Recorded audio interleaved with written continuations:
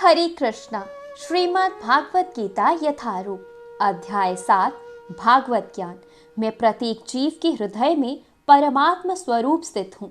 जैसे ही कोई किसी देवता की पूजा करने की इच्छा करता है, मैं उसकी श्रद्धा को स्थिर करता हूँ, जिससे वह उसी विशेष देवता की भक्ति कर सके। तात्पर्य: ईश्वर ने हर एक को स्वतंत्रता प्रदान की है।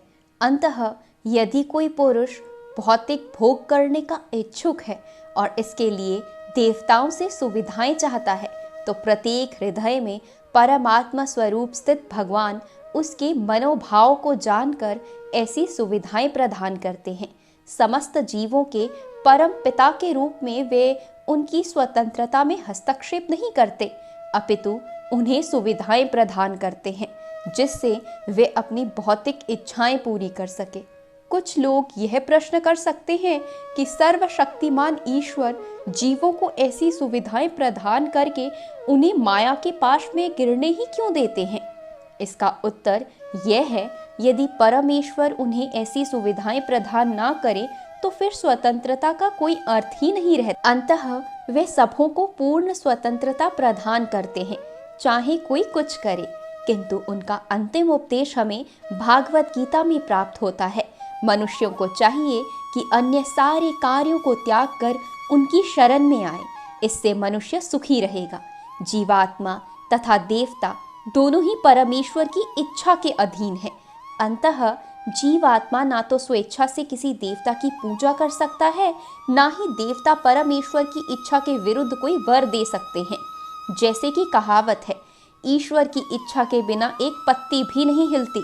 सामान्यतः जो लोग इस संसार में पीड़ित हैं, वे देवताओं के पास जाते हैं, क्योंकि वेदों में ऐसा करने का उपदेश है कि अमुक अमुक इच्छाओं वालों को अमुक अमुक देवताओं की शरण में जाना चाहिए।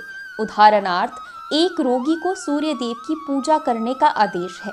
इसी प्रकार विद्या का इच्छुक सरस्वती की पूजा कर सकता है, और सुंदर पत्नी चाहने वाला व्यक्ति शिव जी की पत्नी देवी उमा की पूजा कर सकता है। इस प्रकार शास्त्रों में विभिन्न देवताओं के पूजन की विधियां बताई गई हैं, क्योंकि प्रत्येक जीव विशेष सुविधा चाहते हैं। अंततः भगवान उसे विशेष देवता से उस वर को प्राप्त करने की प्रबल इच्छा की प्रेरणा देते हैं और उसे वर प्राप्त हो जाता है।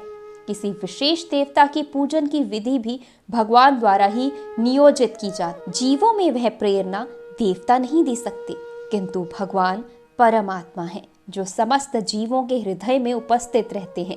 अंततः कृष्ण मनुष्य को किसी देवता के पूजन की प्रेरणा प्रदान करते हैं।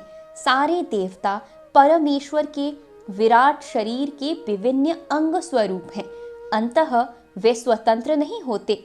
वैदिक साहित्य में कथन है, परमात्मा रूप में भगवान देवता के हृदय में भी स्थित रहते हैं। अंततः वे देवता के माध्यम से जीव की इच्छा को पूरा करने की व्यवस्था करते हैं, किंतु जीव तथा देवता दोनों ही परमात्मा की इच्छा पर आश्रित हैं। वे स्वतंत्र नहीं हैं। हरे कृष्णा।